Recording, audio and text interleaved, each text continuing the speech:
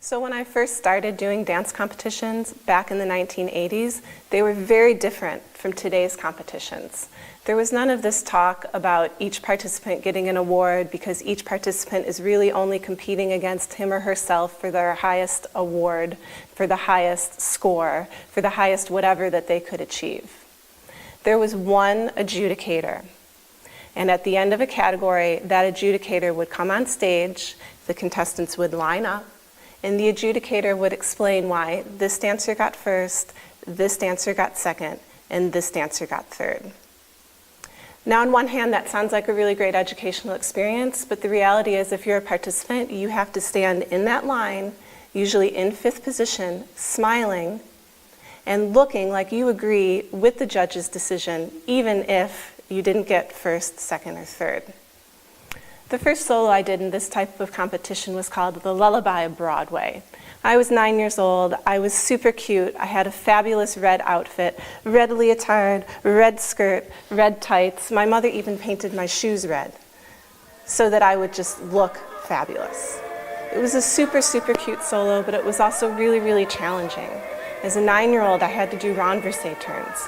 These were something I thought the big girls did. I worked really hard on those renverse turns and I really concentrated. I concentrated on everything that I thought was technical movement. I went to the competition and I thought, it went really well. For the most part, I pointed my toes, I spotted my turns, my knees were straight when I kicked. Then it was time for the adjudication. So we walk up on stage and we all line up, and the adjudicator comes on. She explains why this person got third, and she explains why this person got second. Then she starts to talk about who wins first place. And I was really, really hoping it was me because so far she didn't talk about me when she addressed the third place and the second place winner.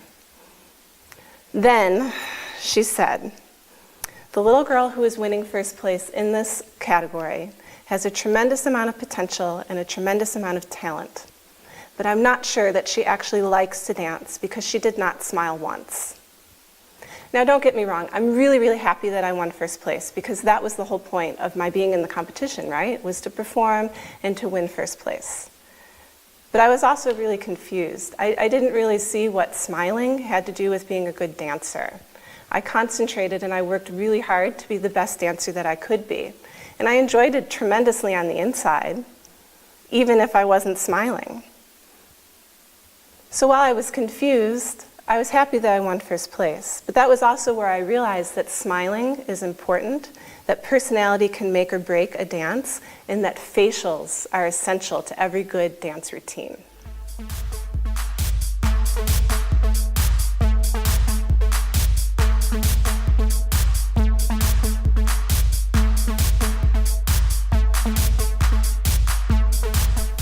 When I was 10 years old, I danced to Walk Right Now. That's a song by the Jacksons. It's a really, really great song, high energy, perfect for a 10-year-old jazz dance solo.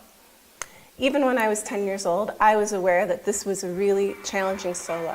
It was the first solo I had that wasn't cutesy and that highlighted my technique. I had to turn, I had to leap, I had to kick, I had to do all of these complicated isolations with my hips, with my shoulders, with my head. It was a hard solo. But I loved it, and I worked really, really hard on it. Maybe a little bit too hard because I would frequently have these anxiety attacks during my solo practice. I remember feeling short of breath and running off into the corner because I couldn't perfect it to the level that I wanted to. Eventually, that hard work did pay off. When I performed it in competition that year, it was a large category, and I won first with 95 points if I remember correctly. So mostly it's a happy story. However, there's a little catch. I wasn't the only person who won first. I tied with this other girl. She danced to Madonna's Lucky Star, she wore pink, she had a lace bow, and she really didn't do anything in her solo except walk around and look cute. And if that wasn't bad enough, the competition only had one trophy for this category, and they gave it to her. In my opinion, I deserved that trophy, not her. The competition reassured me and my mother that they would mail me a trophy, that as soon as the competition was done, that trophy would be in the mail. I'm still waiting for that trophy. When I was growing up, jazz dance was my favorite type of dance. I wanted to do it all the time. When I was 11, I convinced my mother that one solo wasn't enough. I needed to do 2 solos. I needed to be in the studio more, and I needed to be on stage more. Lucky for me, she agreed. And lucky for me again, my teachers also agreed. So when I was 11, I started doing 2 solos. In my 11-year-old mind, I wanted to do 2 jazz solos. But that wasn't really possible. In a competition, if you do 2 solos in the same style, you have to move up an age division for one. I wasn't really ready to do that yet. So my second choice was to do jazz and lyrical, but I wasn't 14, and apparently at that time you had to be 14 in order to do a lyrical solo. So my third choice was to do what was called an open solo. An open solo means that you lip sync the words to a song while portraying a character. This was a roundabout way for me to get to do 2 jazz solos. So when I was 11, I did a solo to If I Only Had a Brain, dressed as a scarecrow. However, this wasn't your ordinary scarecrow. It was electric and funky.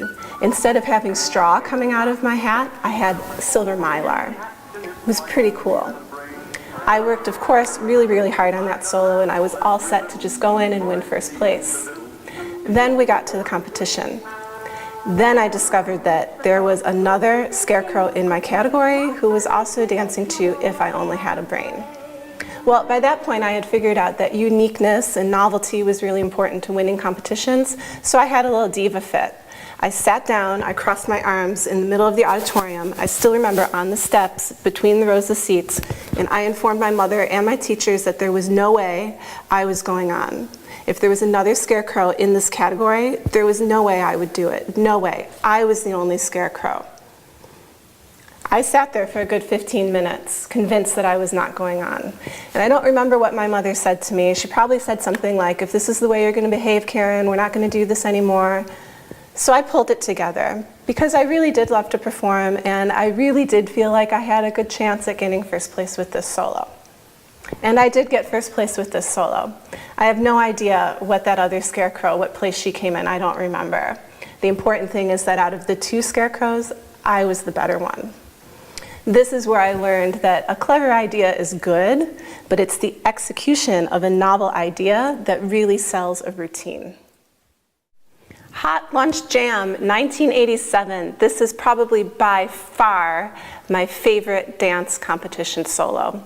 As a 12-year-old, I was obsessed with Fame, both the movie and the TV show. I thought all dance teachers should be like Lydia Grant, and I used to practice the choreography from the TV show in my living room. So when I was told I was going to dance to Hot Lunch Jam, it was really, really great.